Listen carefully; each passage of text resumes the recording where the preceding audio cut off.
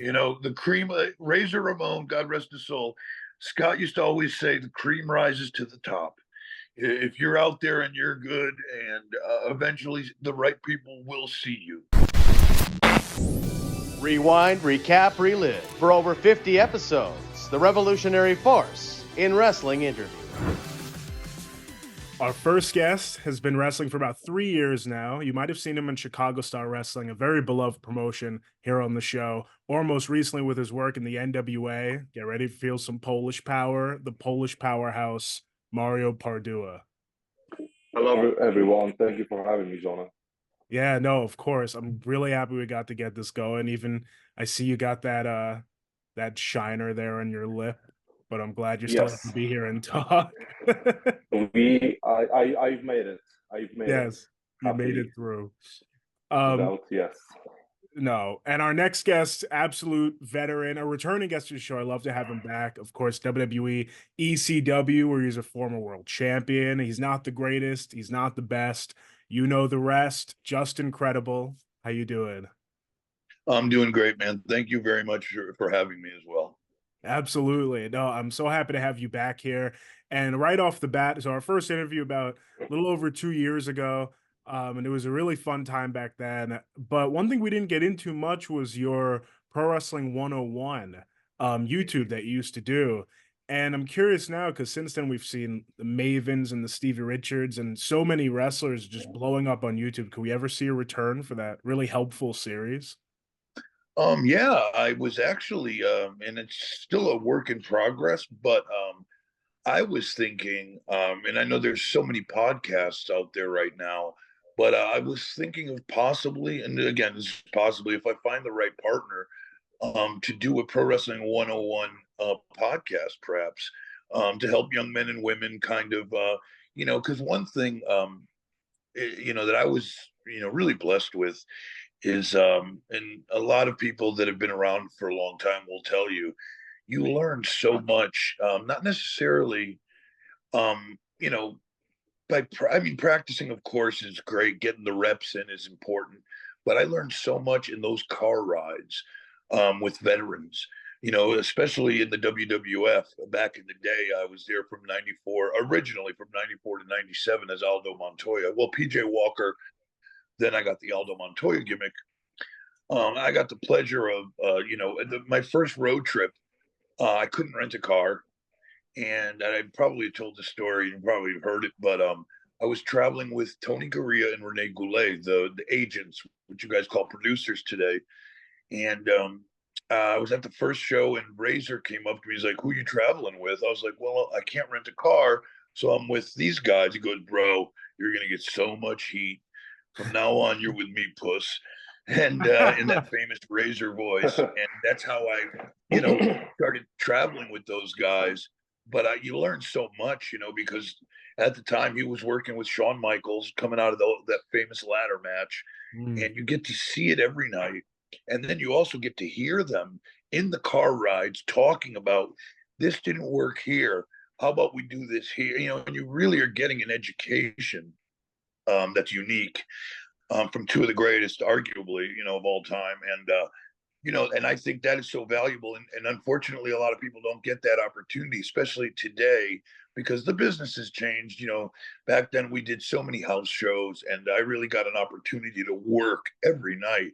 I mean, no exaggeration. I remember doing, 20 days straight through on every night, which was great, even though it didn't. It sounds like a lot, but it really wasn't, because the style was so different. We were taking care of each other. I remember I was wrestling either Brooklyn Brawler, which was, he was a pro, or Savio Vega, aka Quang at the time when he was doing the mask. Yeah. And he was an amazing worker. So I'm doing this every night, calling it all in the ring too. Because those veterans didn't like to pre-plan a lot of stuff. So you're really going out there listening and reacting, and it was a great education. So I just wish to share that down the line if I can with the 101. So thank you for bringing that up. No, absolutely. I mean, that is awesome. Mario, have you ever seen the Pro Wrestling 101 videos? Oh, to be honest with you guys, never, but I would love to one day. I mean, as soon as we finish the podcast, of course. Yeah, no, No, they're great videos. Do you have any thoughts, Mario, on like the car rides and everything? I know you've been wrestling about 3 years now. Have you gotten to get any of what Justin's talking about? You know what? I didn't get opportunity yet because I've been wrestling for like only 2 years, but that's not the point. To drive with the guys like Justin did back in the day, but right now, but I learned so much, and exactly what he just said is totally true, and I agree on 100%. Because since I started basically, for instance, following the Impact TNA right now and being as an extra ring crew, I learned so much just being around, just to see how they do stuff, how they put in matches together, the little things that that matters. It helped me so much, and I know for it that I became a better person, a little bit better wrestler for sure, Sure. and it Sure. helped me more than 10 indies matches along the line. So Yes. I would rather go and be ring crew at Impact every month and wrestle one show at Independence a year than opposite. You know what I'm saying? It really helped me a lot being around these guys who made it or who are the big names in the business currently. Really extremely important thing for, I mean, young generations like me, and for everybody to follow that, because it's just helpful, so helpful.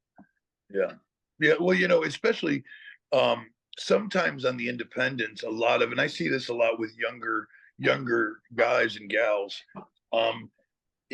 They usually go to the same wrestling school or something like that, and they put the match together almost like it's their Wrestlemania match. Like they're trying to get all their shit in, and that's great, and I understand. You know what I mean? I get it. This is they don't have that many.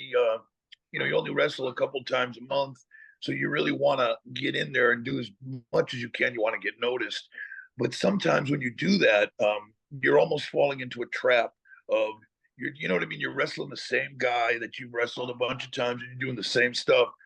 And it was just so, like I said, educational to just get in there and be like, listen, you're going to listen to me tonight. And every night it was amazing.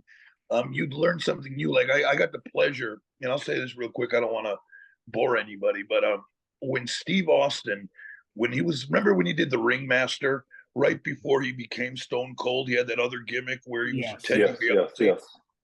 It really didn't kind of work out, but I had the pleasure of working him 2 weeks straight on the road. I'm talking about, this was when WWF used to work shitty high school gyms as the B towns, So like sometimes we'd be in a high school gym in front of 1,000 people, but Steve would never want to talk about anything. I'd be like, I'd get nervous. I'd be like, Steve, what do you want to do? Oh, God damn it, kid, just call it. Just follow me. I'll call it out there. Every night was different. And I remember sometimes we would just do some talking. He would, just kind of, we wouldn't even lock up.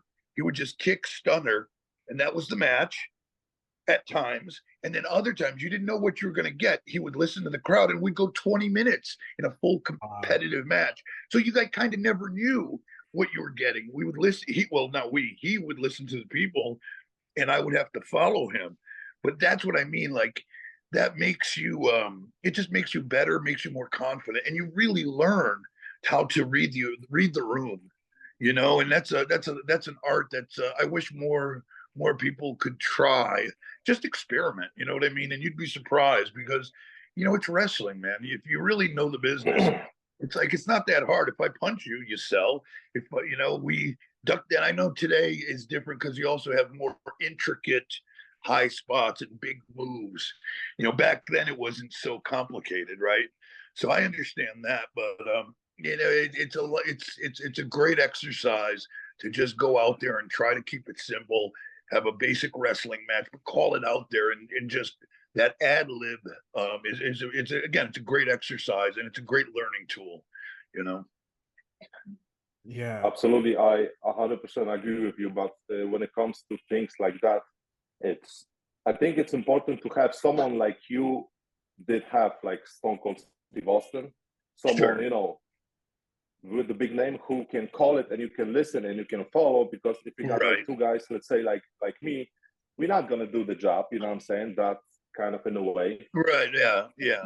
So yeah, but also And I wish when it there were comes more veterans out there to help guys do that, you know, because that's what they I are, think is missing. they are Yeah. everywhere too. But Yeah, yeah, because there are absolutely. so many good guys that, like, even myself at my age, like I could never be back on T, or no, none of it. I couldn't. I don't think I want to, but like to put a guy like myself in there with a youngster, help get him over. You know what I mean? I think like guys like myself, or even a Tommy Dreamer or others, that's where you can get the most out of guys like us, is to be able to kind of do that stuff and pass that torch. But you know, everybody seems to be figuring it out, and wrestling's actually been as exciting as it's been in a long time. There's a lot of great wrestling out there, both with Impact, with AEW, and of course WWE's on fire right now. They're doing great.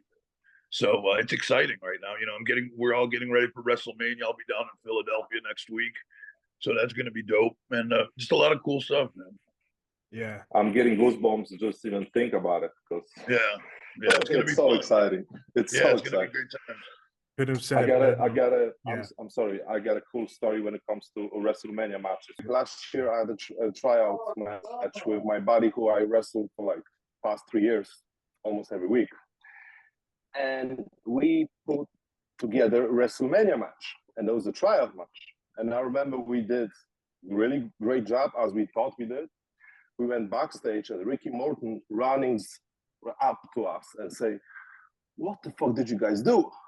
And I'm like, what do you mean? Like, sir, like, I didn't mean to, to be disrespectful, blah, blah, blah. And he goes, "You guys put fucking WrestleMania match over there. And that was a new tryout match. You guys, we want to see headlock, we want to see headlock takedowns, see how you guys work. No WrestleMania match." And he started screaming at us and everything. And we were like, holy shit, like, oh my God, what we did. And then immediately we realized, oh, so the match was the shit, because it's not WrestleMania, it's just tryout match. Let them see what you can do with the basic stuff. That's what they want to see, especially on a tryout.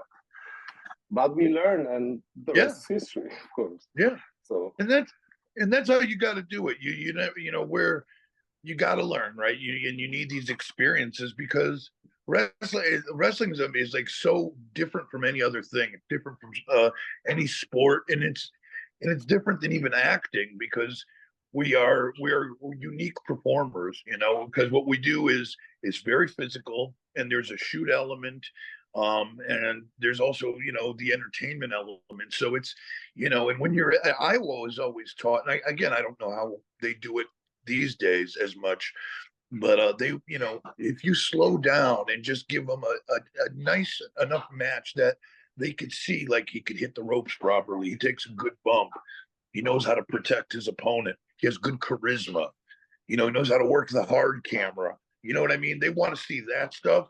And, because they, a lot of people could do the good, the spots, but it's so much more than that. Of course, it's great if you could do it all, but it's, it's harder to, I think, judge. So yeah, I think that's a smart lesson to learn. To throw it to you, Mario, like I said, I'm so happy to finally have you on. And like I said, that was such a cool story with Ricky Morton. I want to learn about your journey into wrestling, though, because I know it's a unique one. What brought you to, how wrestling actually brought you to where you are right now. So can you talk about that? Oh, absolutely. I think one day I'm going to write for sure book about it, because it's so interesting, and a lot of things that I've been through to get even to United States. It's hell of a ride. But just long story short, I was always interested in the wrestling, but I didn't realize back in the day when I was living in Poland that can be real one day. I can turn that vision of mine into reality, and what I had at the back of my head always, but I didn't think about it as much as I didn't talk about it, for sure, because but no matter what, I want to get to America. And one day I figured that out. I went to summer camp during the summer as a counselor to working with the kids.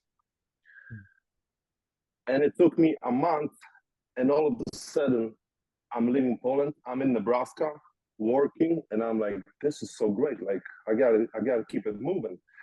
So after I finished that, I came back to Poland. I saved my money for the whole year, and I decided to move on my own. And it happens to be Chicago because I had a family from my mom's side in Chicago. So they were really helpful to give me my first car, help me with the buying stuff, and rent a house. I mean, apartment, of course, and everything. And I knew that Chicago style wrestling existed because 3 years before that, I was living in England, right? And I was I was trying to get a hold of wrestling school in England, but it didn't work out. I used to live there for like 6 months, and I came back home because it wasn't what I was expecting.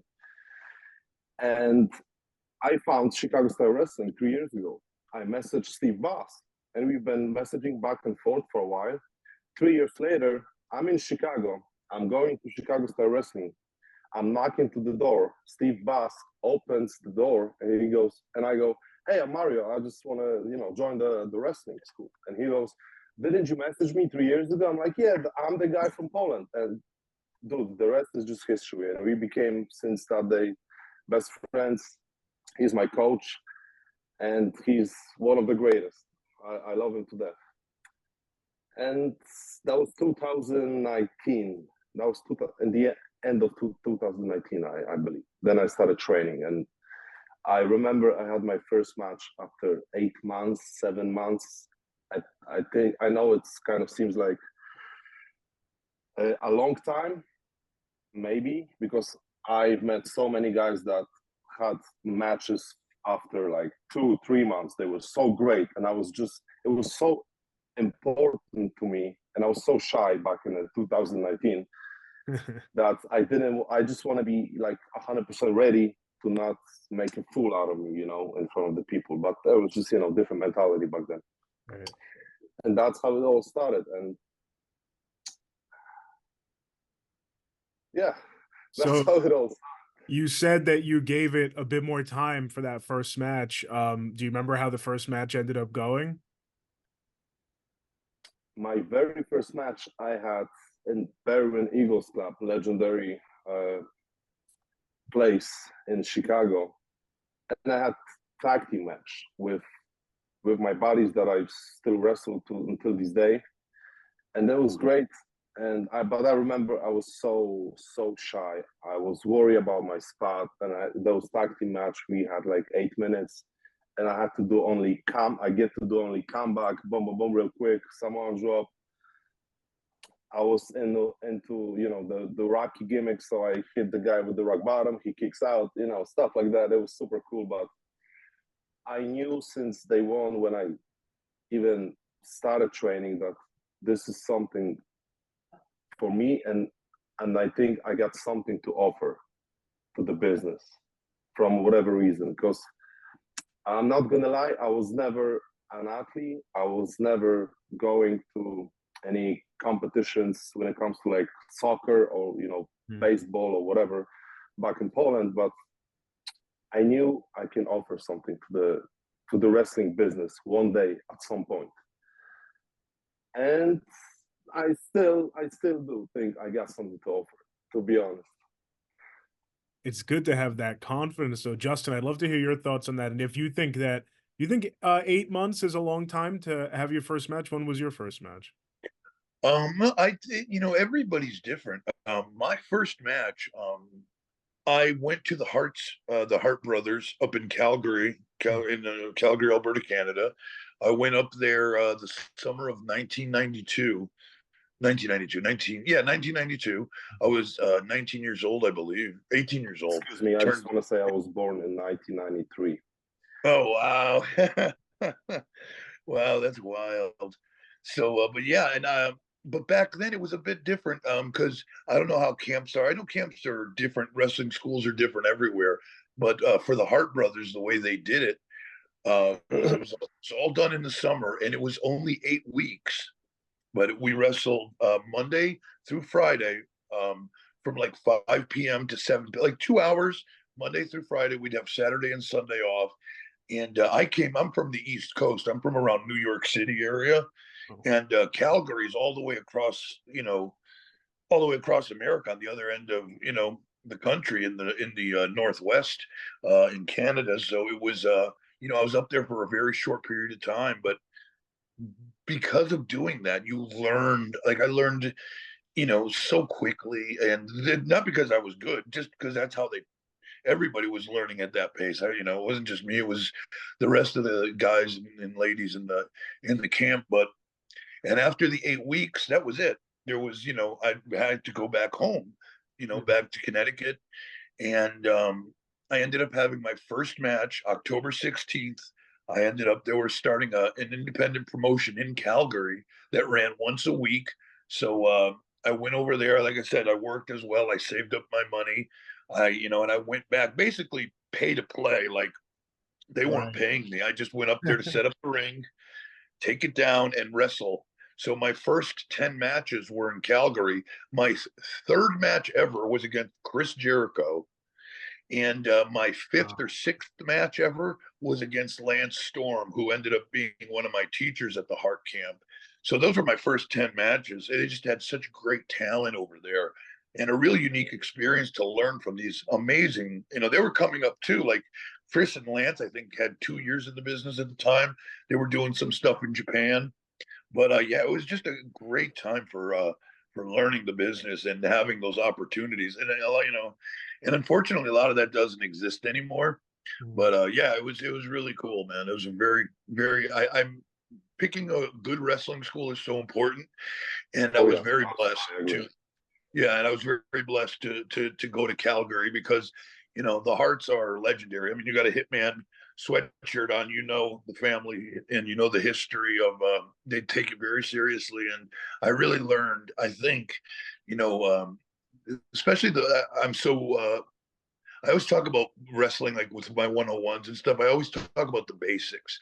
Like high spots are great. The big flips and the dives and the big moves, they're great. But it's hard to be a technician and to really get those like the foundation of a good wrestler. And that's what I really learned over there, like how to be just a good, crisp, pro wrestler. And then the rest just kind of came as you learn on the job. One day, you try a dive to the floor because that's not something we used to practice in camp, or a pile driver or something like that. Right. So you just basically learn the basics, you learned them really well, and then you learn on the job, so to speak. You guys never learn how to do the dive because nobody wanted you guys to learn that, or there was not even a thought to teach you guys because there's no reason for that. I don't know. I just think it was it wasn't that they didn't want to teach you. I just think the business was much different. Not a lot of people were doing that style at the time, but also that's something that you learn as you're wrestling. You know what I mean, through the territories. Like again, I thought the way they taught was they'll teach you how to run the ropes, how to take a good bump. They'll teach you how to really know how to chain wrestle and stuff like that. And then, the other stuff would come really as you wrestled, and if you were wrestling somebody that would do a dive or something like I did like I used to do it like the little tope where I'd, slingshot like a little basic dive and stuff like that. Nobody was doing it in like 94, or not nobody, but it was not the way it is today. But yeah, that's stuff that you didn't really practice. You just kind of went out there and did it, or at least that's how it was with the veterans. You know what I mean? Mm-hmm. So yeah, it was a different time. But it was, again, I think they did it right because I think it was right only because everything just seemed to fall into place. Like when I learned how to do the basics really good, then I started to see, you know what I mean? Everything just started to come easier. You know what I mean? Because if you're good, more sense. Yeah, if you have the basics down, you could wrestle anybody. You know what I mean? You could be confident. You just go in there, and like I said, you listen, and you could follow a veteran. And to have that ability, you also get good self-confidence. And then that's when you start to experiment. The more experience you have, you might, you're out there wrestling, you're like, hey, tonight, can I try this? And back then you just did it because I remember, this is wild, and I'll say it real quick. I don't want to bore anybody, but my first ever match in the old WWF, I had to wrestle Lex Luger in '93 for Monday Night Raw, when Raw was still like in those small buildings. You know what I mean? Back in the day. I mean, like '93. That's when you were born. So it was like early days, and I got in the ring beforehand. Just to kind of, because the WWF rings at the time were so big compared to the independent rings. And like back then, everybody was staring at you. And I'm like, why is everybody staring at me? Because back then it was still a little bit of kayfabe, and wrestlers didn't get in the ring before the shows to work out their shit. You know what I mean? Yeah. Back then it was still like, call it in the ring, brother. They put together some high spots. But those were the veterans, you know what I mean? And then the more I saw it, then I realized, well, it's, when you're doing those kinds of TV matches for 3-4 minutes, you don't need a big, you know what I mean? You go out there, you do what you do, and you call it out there. And I think that's where you learn a lot. And it was fun because you're working with guys that they can have a good match with a broomstick. You know what I mean? They could literally, like Ric Flair could have the flair. He could have the match he has with everybody with a doll. With a doll, yeah, he can. But that's kind of what you learn. You could just learn these guys will put you in the right positions. Like I'd grab a headlock, dude, and before I knew it, I was like, they'd go behind me, drop toe hold me, have me all tied up.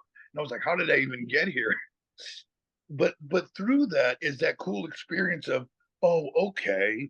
And then you kind of start to live in that lane and to kind of, I understand how they do that and why they do that. So you just kind of start doing it. You build confidence, because, dude, pro wrestling is, I think we make it a lot harder than it needs to be. Wrestling is not supposed to be that hard. And at its best, wrestling is very basic. If you tell a good story, you could argue that Rock and Hulk Hogan for WrestleMania 18, even though the match was very basic and it was like they were just doing their greatest hits, but the people were so into it because they were telling the story. And there's two iconic guys, you know what I mean? And I'll never forget, it was in Toronto, I believe, for WrestleMania. I was there, and it was just again, it's like, to do a great match, you don't need to do a billion things. I mean, it's, if that's your style, that's cool. But you just learn to really tell the story, and everything you do, make it mean something, because it's just that much more powerful when you do it.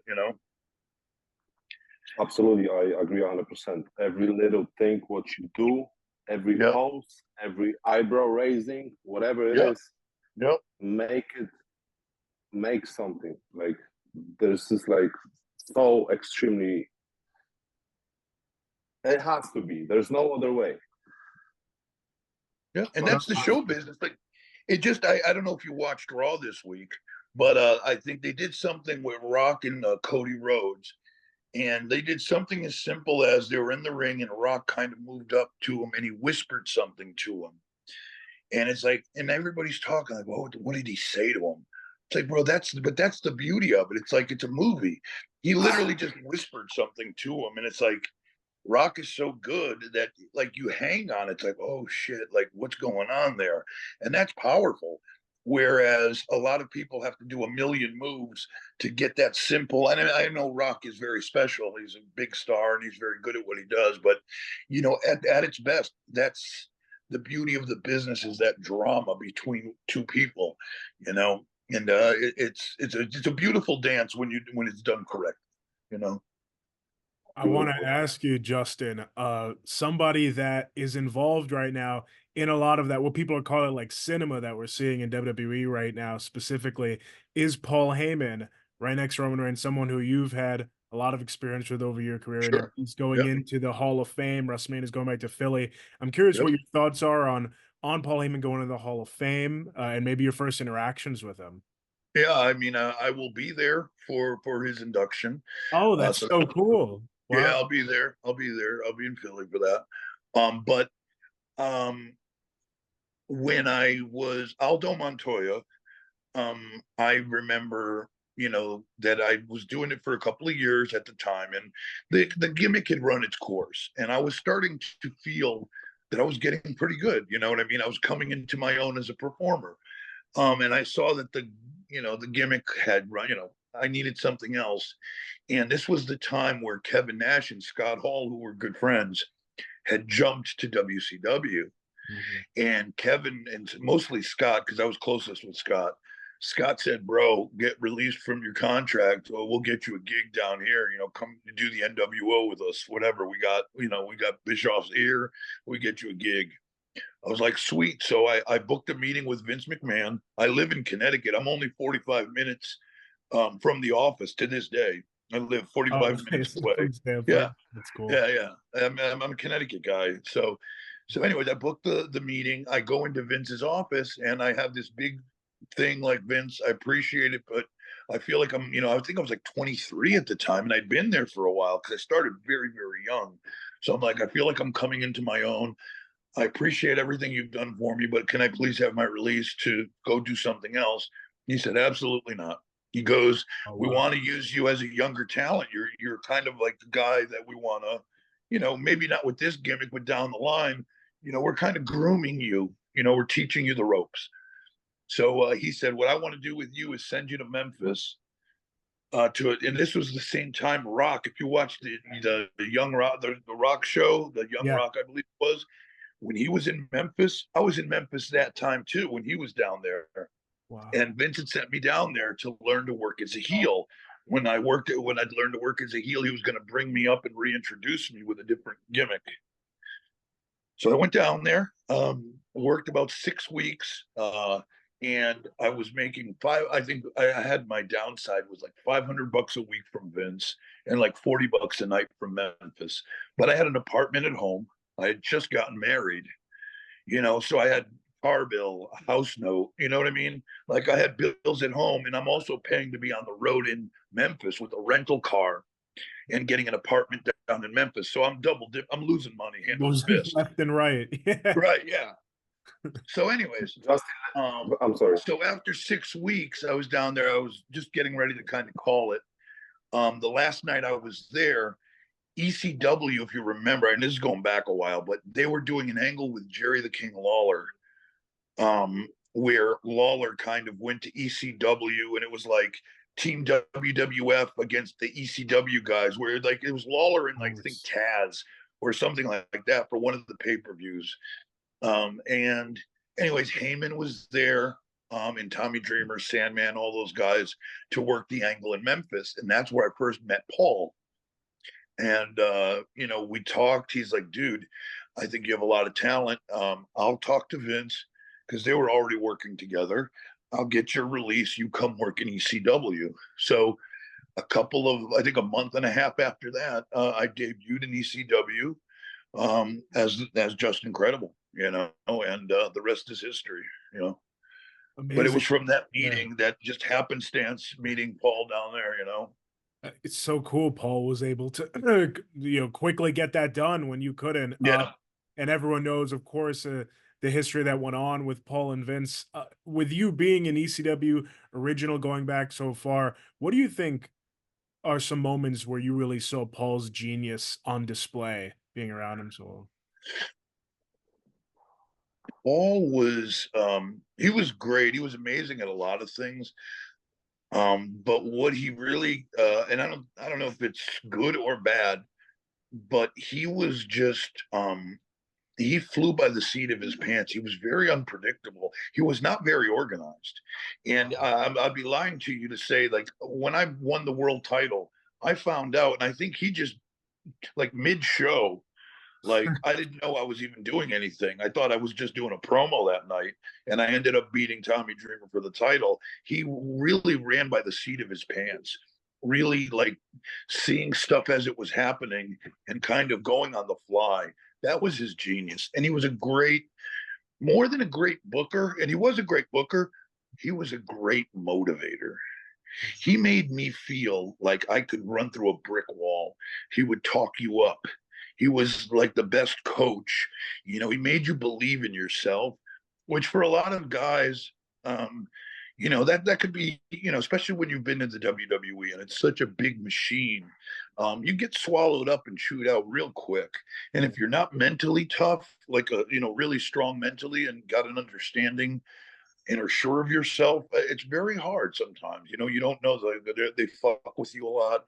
They'll put you in situations just to test you, and it's hard as a young man to understand it. But he would just, when I was in ECW, man, he just made me believe that I could be the best in the world.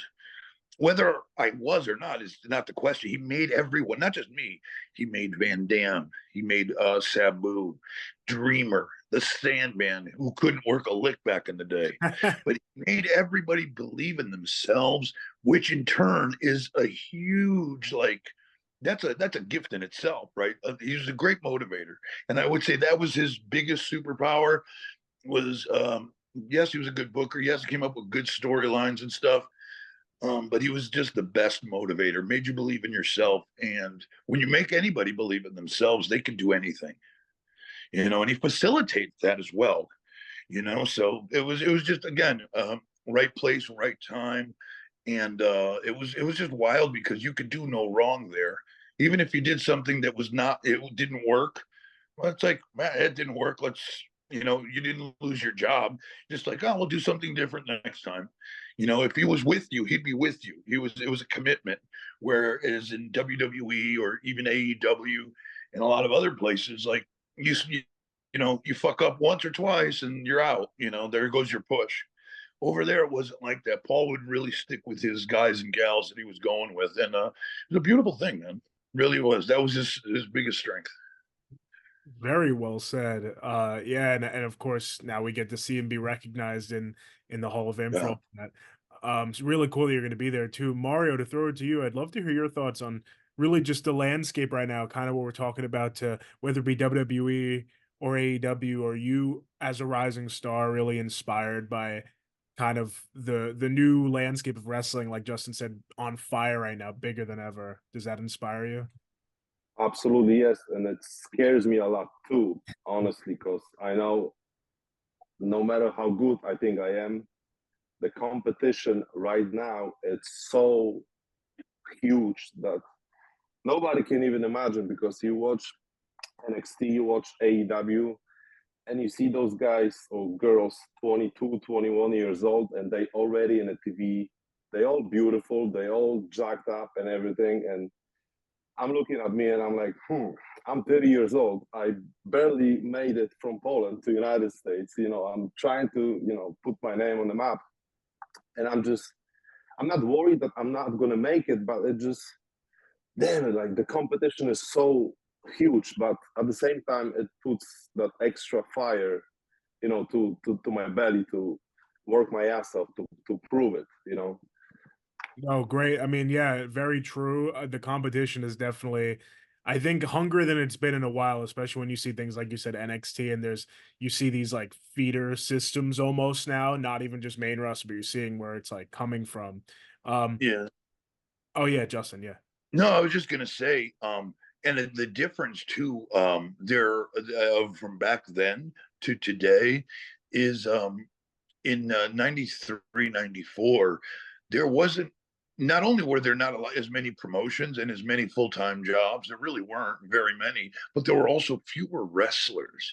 Like, there weren't as many, like now there's a wrestling school everywhere, like there's like more wrestlers per capita than needs to be. Like back then, like you really, like, not everybody could be a wrestler just because you went to wrestling school. Like, they wouldn't smarten everybody up. They wouldn't put, you know what I mean? It was still a little bit of that kayfabe, and you had to be good, and you had to be smartened up by the veterans, the boys, or else you were just going to be a mark. Still, you know what I mean? You'd come to the shows, but you'd still be not treated. You know what I mean? Not booked or what. It was just just so different. So today, I think it's very dizzying. Like he said, there's so many guys and girls doing so much, and it's hard to break free and to really differentiate yourself. So I mean, if I was coming up today, knowing what I know, I don't know if I would be able to make it,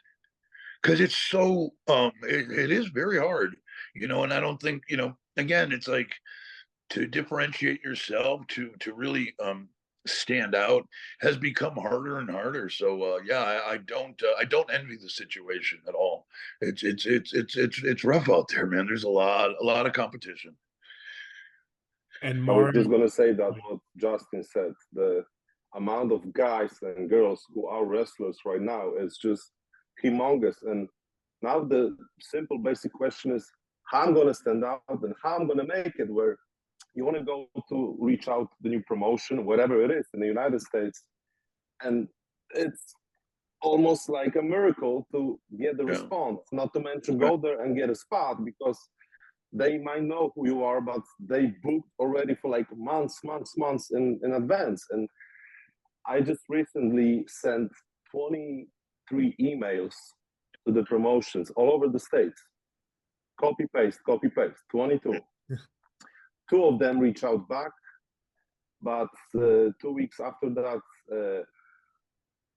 they stopped reaching out back again. So, but I tried. I sent, even if you're gonna send 100 emails, one promotion is gonna, respond back. You got one Sure. promotion to Right. work with, extra. So, which is so success, right? Oh yeah, of course.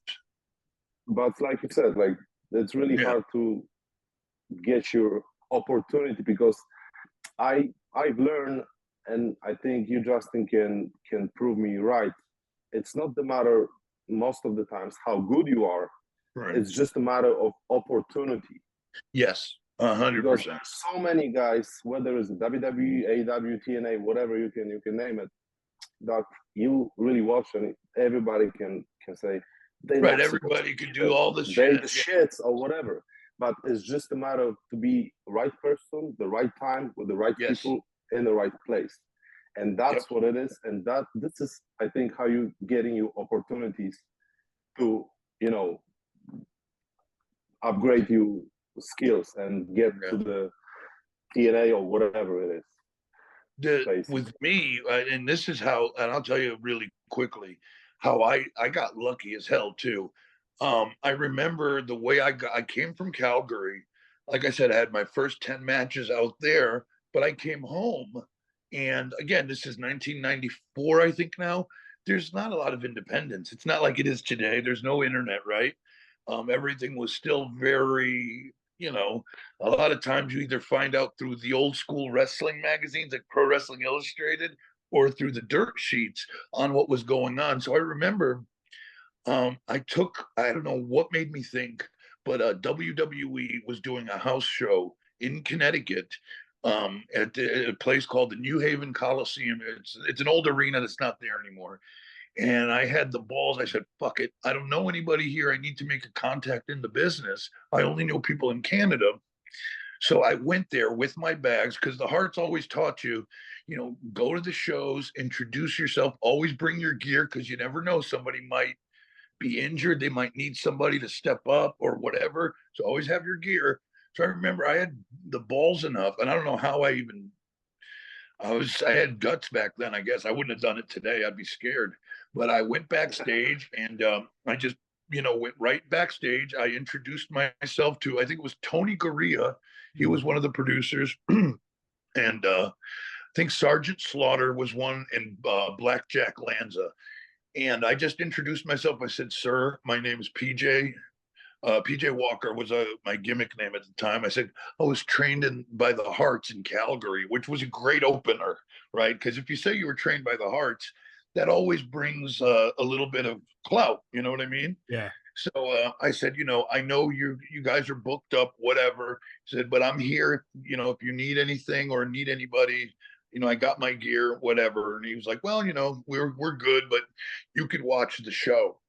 So I stayed, watched the whole show by the curtain, and after the matches, whatever, I just went to pay my respect and thank him for, for letting me back there and whatever. And he goes, here's my card. He goes, we have a little show starting in Manhattan called Monday Night Raw. Wow. We're gonna need some extras.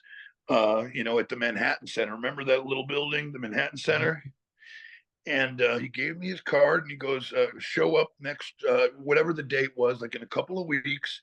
And that's how I kind of got my foot in the door. And that night I worked with Lex Luger when he was doing the narcissist Yes. gimmick live on Raw, as PJ Walker. And they liked me enough that then they started calling me for all their TV tapings. And from there, the other thing that happened was, remember when they did the two Undertakers? Yes. The Yes, Brian I Lee, remember. like the Faker Taker. Yeah. The guy was coming in to work with Mark, with the real Undertaker. So Brian Lee was his name. So they had me as an extra kind of go into Stamford to the office and bump around for them, to kind of get the fake Undertaker, get him used to doing Mark's moves. And Mark was there too. And it was Monday through Friday, and then we'd do the Monday Night Raw the following Monday. And Vince and Pat Patterson came down to watch the dress rehearsal because Vince wanted to see what the other Undertaker looked like in gimmick. So we got dressed up and just did it cold in front of Vince and Pat. And from there, that moment on, Pat Patterson was like, "Hey, kid, who trained you?" I was like, "Well, the Harts, sir." He goes, "Hey, Vince, this kid trained by the Harts." And he goes, "What nationality are you?" I said, "I'm Portuguese." "Well, you're Portuguese?" "Hey, Vince, this kid's Portuguese. Do you speak it?" I'm like, "Yes, sir." Long story short, they were looking for the guy, a Portuguese guy, to do Aldo. Aldo was there before me. They were looking for a Portuguese To dude. fill the role. Wow. I was in the right place at the right time, lightning in a bottle, kind of. You know what I mean? Well, what are the odds? And from those little steps that I took is what got me my first contract with the WWE. Again, it's like, you never know, man. That's why I always say, show up, man, ball out, do as much. I mean, be respectful, but just always go to as many shows as you can. Be available. That's the best thing I could say to guys and gals, is just be available always. And don't be afraid to knock, because if you don't, man, what's the worst they could say? No. If all it takes is one time for the door to open, you know so it was just, again, it was really cool. And again, it was at right place, right time. I happened to live in Connecticut. Again, it all kind of just, you know what I mean? That Connecticut All, placement does you so well in life. It really does still. Yeah, but that's how the business is. And that's not just wrestling. That's how Hollywood is too. If you hear like some stories about actors getting a big break and shit, there's a million great actors, dude, that could do the role. But it's like kind of being at that one audition where, it's all happen. A lot of it's chance, you know, especially with a gimmick like wrestling. It's not a real thing. It's a lot of it's subjective. A lot of it is, you could do a million high spots. You could be Kenny Omega, but are you going to be able to do, you know what I mean, some of the stuff that they may want from you, So, yeah. There's someone in particular I'd love to ask you about, Justin. Some ECW stuff. Of course, like we said, WrestleMania is going to Philly. Everyone's talking about ECW. You worked with Sandman a lot during your Yes. career. Do you have any favorite Sandman memories? And what was your first impression of him? I heard you said he couldn't work in the very beginning. How was your matches with Sandman? When I got the Sandman, he had actually, I remember hearing horror stories of him just being sloppy, not very good, always drunk, whatever. You just heard the bullshit. Right. But when I got to work with him, it was right before he went to WCW. Remember, he went to WCW for a minute? Yes. Was that where he was Hack? Or Yes, Hardcore Hack. Okay, yeah. That's when I got to work with him. And because of that, he was leaving. He actually, the reason I got to use the Singapore cane is I drove him in storyline. I drove him out of ECW and took his kendo stick from him. Like I beat him up, took him out of TV, and then he went away, But that helped me kind of, I took out the Sandman, who was beloved in ECW, but he was good back. And when he had started to get pretty decent, like, his moves were never great, but he didn't hurt you. He had good punches. And the stuff he could do, he did well. He didn't do much, but what he did do looked okay. He took some, he had his kind of like 5 moves and the bumps that he could take, and we just stuck to that. That's the one thing is, again, and I can't stress this enough for young men and women. Know your limitations. Like, I don't do a lot at all, dude. My finishing move is the tombstone pile driver, and I do a super kick as a backup if somebody's too big. And I got like 2 or 3 other moves. That's it.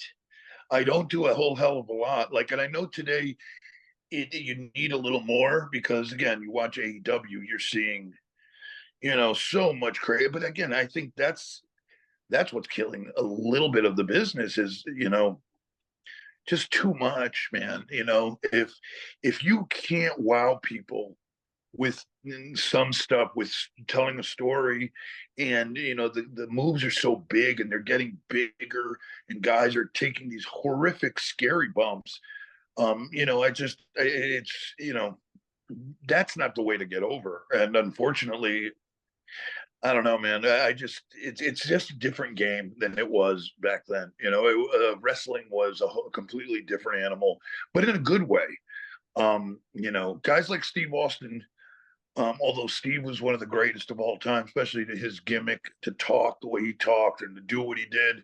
But I don't know if he could get over the way he did today just by, you know what I mean? I mean, I'm sure he could, but it was just right place, again, right time. And the Attitude Era was, you got to remember, you're coming out of the cartoon stuff. You're coming out of WWF having the Aldo Montoyas, the Mantars, the Atom Bombs, those shitty gimmicks, right? Yeah. Doink. And then you had WCW with even worse gimmicks. And then you had ECW, which was starting to become more of that realistic, you know what I mean? Like, it just looked raw. It looked a little more real. And that's kind of where the business was headed. So you got to, if you could be ahead of trends and kind of see, you know what I mean? It's very important. But yeah, I do not know how guys get over today, because it's just, it's very difficult. There's just so much out there. I wouldn't even know how to get over today, comparatively speaking. Well, Mario, to throw it to you on that topic of differentiating yourself, the Polish Powerhouse, I love that, representing, of course, your roots, and also I think it's just it stands out. It really does. Can you talk about developing that and really what went into that, when you decided to bring something in to stand out from everyone else?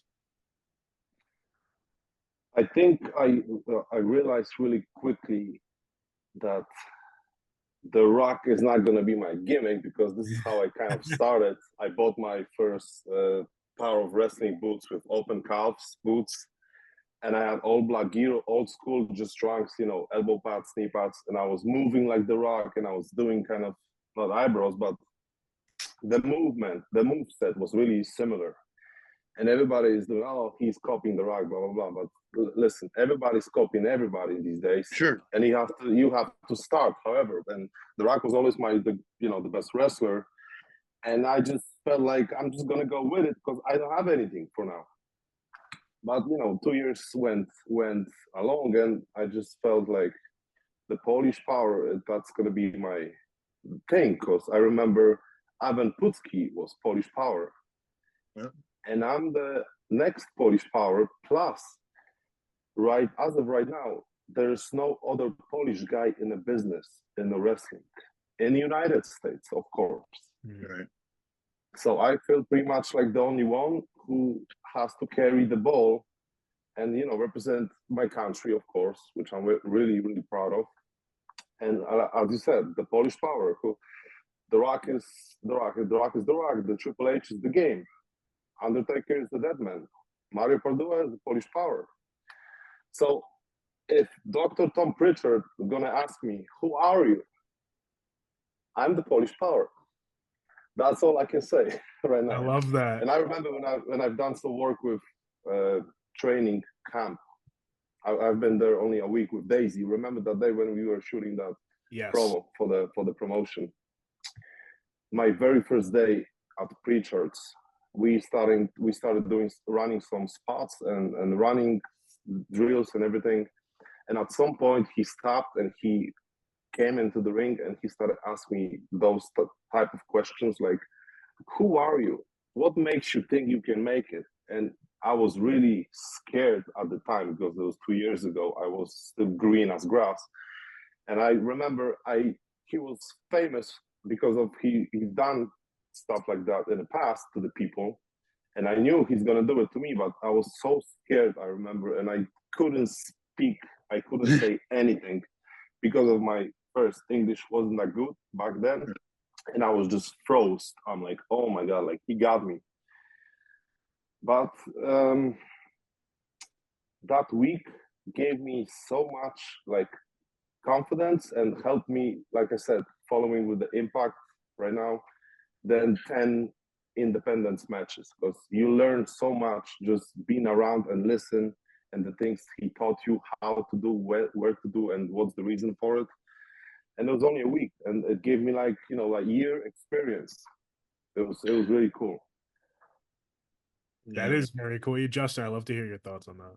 No, one thing, and this is something I want. I mean, I know this is going back a bit, but back in the day, if you remember correctly, especially in the WWF, and I wish it was still this way. It was this way in the '90s.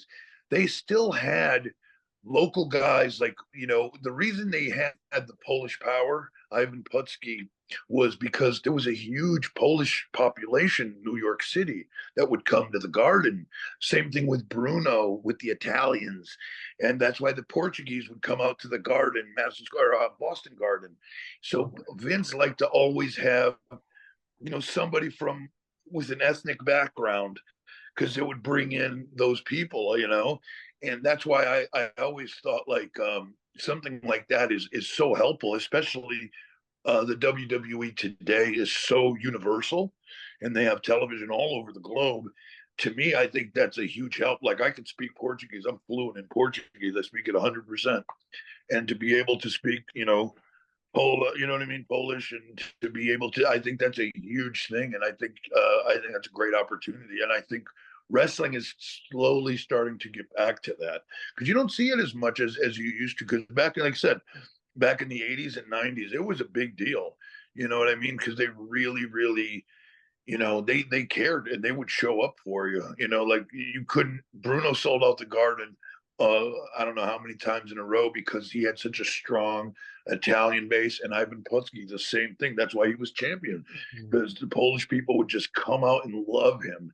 And I think to this day, it's still something that could be done in this business. So if I was you, dude, I would play into that heritage, because I think that's a benefit, in my opinion. You know, I think that's awesome.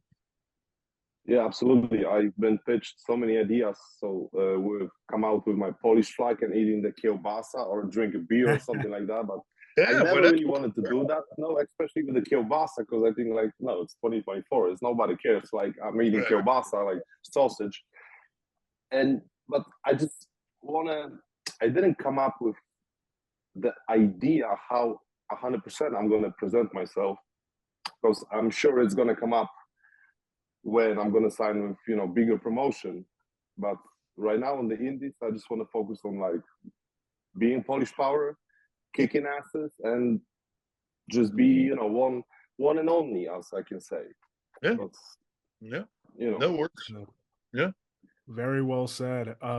Justin, want to start to wind it down now. You said earlier you ran Sandman out of ECW. You got the Singapore cane. You used it. Then, of course, he would come back. Singapore cane versus Singapore cane. Who swings it harder, you or Sandman? That's a good question.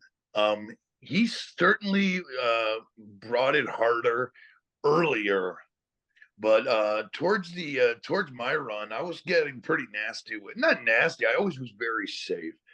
You could ask anybody, and I'm very proud of this. I mean, I might maybe have been stiff once or twice, but I worked very light, and nobody's ever been hurt. Not that I'm aware of, working with me. I've always made sure everything I did was very safe. So I'd always hit you in the softest part of the kendo stick, if that's a thing, if that could be a thing. It is actually. You got to hit it right in the center perfectly. But yeah, I mean, but you bring it because I mean, those are the moments if you go back and watch and you're trying to sell pay-per-views and you're selling tickets. And that's what was so cool is I never got an opportunity to sell like, I even though ECW was the number 3 promotion in the big 3, but it's still we had TV, we had 5 or 6 pay-per-views. We were selling them all out.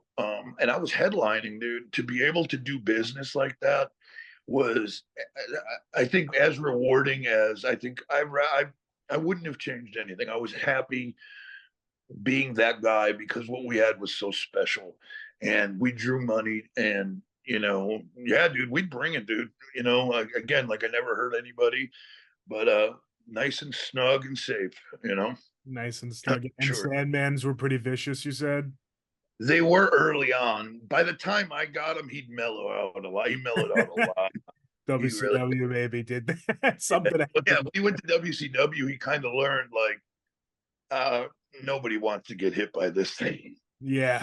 He learned how to work. He learned that totally. I'm doing this and I gotta protect people and nobody wants to get hurt, and he really, he's a very Sandman. I don't think he gets credit because he comes off as sometimes you can say he looks like an idiot. He's just brash and blah, blah, blah, loud, but he's a very smart guy, very intelligent. And he was always like very cerebral in the ring, and I don't think people understand that because they don't, unless you've worked with him, you wouldn't know. So Right. he put together a lot of great stuff and a lot of memorable stuff. So yeah, he was really good. He was really good to me, and I loved working with him. Well, last ECW related question, WrestleMania, I've said it, going back to Philly, everyone is talking about ECW, and there's Yes. a lot of talk that ECW originals are going to be popping up different places, maybe involved with WrestleMania in some way, especially with Paul going into the Hall of Fame. I know you're going to be there. I don't know if you've heard anything specific, but what are your thoughts on ECW somehow being incorporated with it all? I mean, I think it would be great. I don't know to what level. It's gonna probably if they do something, it will be probably at the Hall of Fame. I don't see ECW doing anything as far as being involved in any in-ring stuff, Yeah. But that being said, we are actually at the old ECW arena for a gig that weekend where they're doing Legends ECW reunion show. Oh, So man. I will be part of that, at the old bingo hall there. That's So, so yeah, cool. it's gonna be cool, man. I mean, look, we're all older now, man. I'm 50, and I'm one of the younger ones. So and so it'll be interesting, but I don't think you'll be seeing a lot of in-ring stuff from the ECW guys. Maybe a run-in or something, just just to keep it fun. Yeah. Yeah. Yeah, exactly. Well, that's so cool. I have to stop by. I'm going to be in Philly myself. Never been to the Oh, 23rd. right on, dude. That's cool. Yeah. One thing I would have said though, and I wish they would have done this, and this would have been the year. I thought they should have put Heyman going in is fine. He's a legend. He's working with Roman Reigns. He's done so much in this business. But I wish they would have put in ECW as a whole. Like have me, Oh. Van Dam, Sabu, Dreamer, Sandman, like have us all like the class of ECW in Philadelphia. I thought that would have been dope and something that could have sold It on. would But have been because there's so much talk of that extreme wing too, like individually, yeah, but just as a whole, that would be awesome. Yeah. it would have been good. It'd have been a good little moment, and everybody would have got their, you know what I mean, got their little shit in and Yeah. say, "Hey, we're all Hall of Famers." It would have been cool. But whatever. Who It is what knows? it is. Who knows? Yeah. Maybe Paul calls in one more favor for you down the line like he did early on. Who knows? Yeah, we'll see. It'll Maybe be cool. before I die. Mario, did you ever, I know you got into watching wrestling a little later. Did you ever see anything from ECW though? Honestly, never ever, because I started watching wrestling back in Poland literally 2011-ish, I remember, 2012. And all the stuff with WCW, ECW, and all that I was able to do my homework, honestly, as soon as I moved here to United States, because there was so many guys. My focus and my knowledge was only WWE. Yeah. I didn't know that independence existed ever. I just didn't know the thing, right?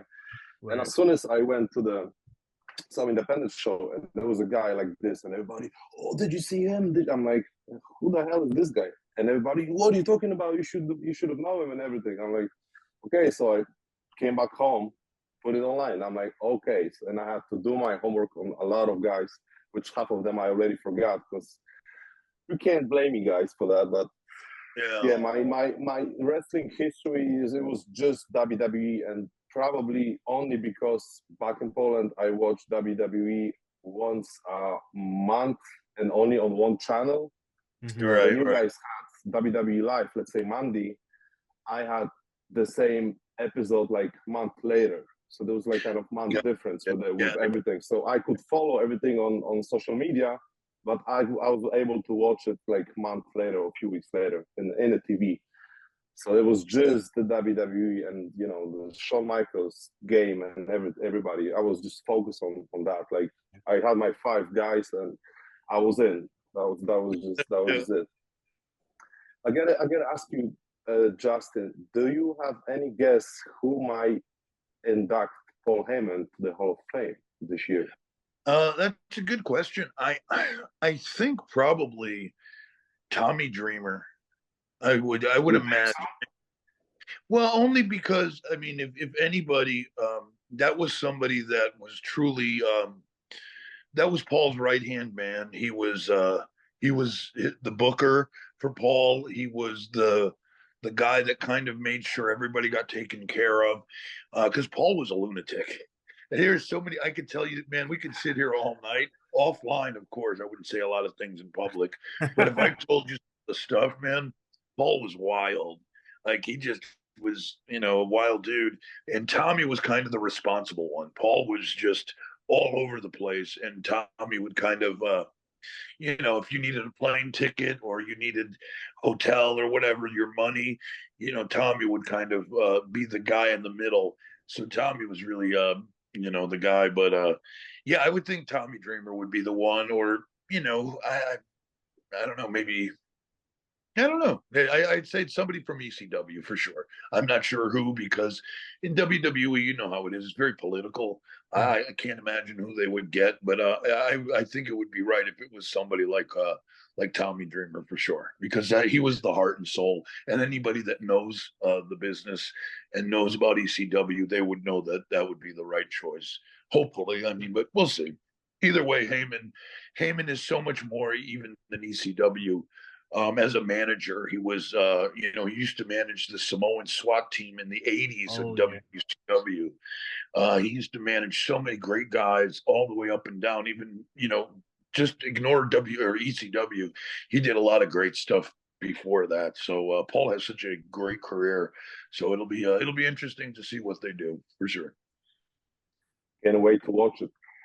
Yeah, definitely. Well, Mario, to throw it to you, final question for you. It has been really cool hearing your story and where you're at so far in your career. I want to know any future goals you have, some shows coming up maybe where we could see you, some, yeah, long-term or short-term goals for the Polish Power.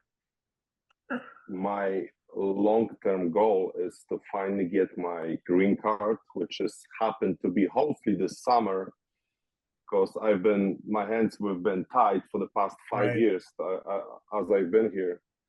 Because I think for now, the thing that I don't have green card yet, I'm not able to fully like go and work with NWA, with WWE, any major promotion, not even get my foot in, because I can't. That's the most difficult part for me, I guess. So I'm just focused right now on the indies, on to put Polish Power on the map on the indies, and the summer comes, we will figure out what's to do next. And I think it's going to be one of these 3 promotions, because I got really good relationship with 2 of them, and I hope we're gonna, you know, work out something really quick. this summer, hopefully. Hopefully, I'm praying to God.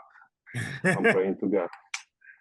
Good luck. When it comes No. to wrestling matches on the indies, I just got booked recently on Midwest All-Star Championship Wrestling, I guess. They run in Minnesota. This is a pretty big promotion. And I'm going to be there to April 26th and 27th, if I'm not mistaken, the dates. And also May 18th. And I got some random matches on the Chicago area land and a little bit of Rockford, all over the Chicago, basically Illinois, but very local. So for those who want to see the Polish Powerhouse, just visit my Instagram. Don't follow me on X because I just created my ex former Twitter account and I can't understand how is this thing works. Justin, would you help me out with this thing called X? Justin, are you on X? I am actually. That is my preferred method, believe it or not. So yeah, absolutely, dude. I can help you out. People told me that they getting mostly because of the X, right? And I just can't figure out how this thing works exactly. And like, I'm just too old. I feel like I'm too old for that. No, you're never too old. Never too old.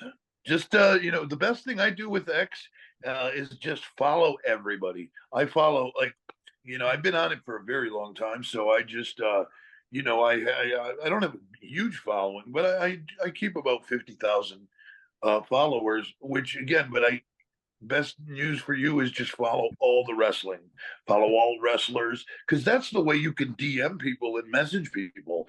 Like, a lot of times that's literally how I do business is people that don't have my cell phone number or whatever, they hit me up with direct messages or on Instagram, same thing. And, I just like to keep it on both, and it's been a great tool for me. And all I use it for is to promote. You know what I mean? Promote appearances. Like, when this episode is out, I'll retweet it and push it, Thank just you. stuff like that. But yeah, no, it's a good thing. It's a good tool. So I always, yeah. I just recently Oh, yeah. created X because a friend of mine told me that most of his bookings he's getting through the X, and I'm like, Yeah. oh, so no email, there's no Instagram, no Facebook, and he goes like, no, everybody does it through the X. Yep. And I'm like, okay, so I created that, and I spent like almost 3 hours like figure out what's here, what's over there, like why is this works this way. I'm on my way to nail it down, so I need some time. Yeah, that's all. And the reason it's better than Facebook, and I'll just leave it at that, because Facebook you have a maximum of 5,000 friends. That's the most you have. With Twitter or X, you could have as many as you want. So, and again, they're really lenient on what you can do and content you can put up. So it's just it's a cool way to go. And again, they're very accessible. And like I said, like somebody DMs me, I get right back to them, dude. Anybody can hit me up on Twitter. I'm right there. So it's a good tool for booking for sure. I'm actually going to follow you right now, my friend. Yeah, please. I'll follow you right back. And Justin, to give you final question here, you've given some awesome advice so far. We know you're going to be in Philly. I can't wait to see you that sounds like a great show. But do you have any final advice, other than social media, obviously, to Mario as he continues his journey? I would just say, just keep doing what you're doing. You seem like you're a very smart man. You have your head on your shoulders. You're focused. You have a good look. You're a good looking dude. Looks like you're in shape. Just that's it, man. Just keep fighting the good fight. Go to as many shows as you can. Always, be humble. And just go out there and just meet as many people as you can, work as many places as you can. And, at the end of the day, something will happen. It always does. You just gotta stay strong. And sometimes it's hard and sometimes it's disheartening because, you get frustrated and you want it to happen a lot of times quicker than it does. But just don't give up, man. Just keep at it. And, right place, right time. It'll happen, brother.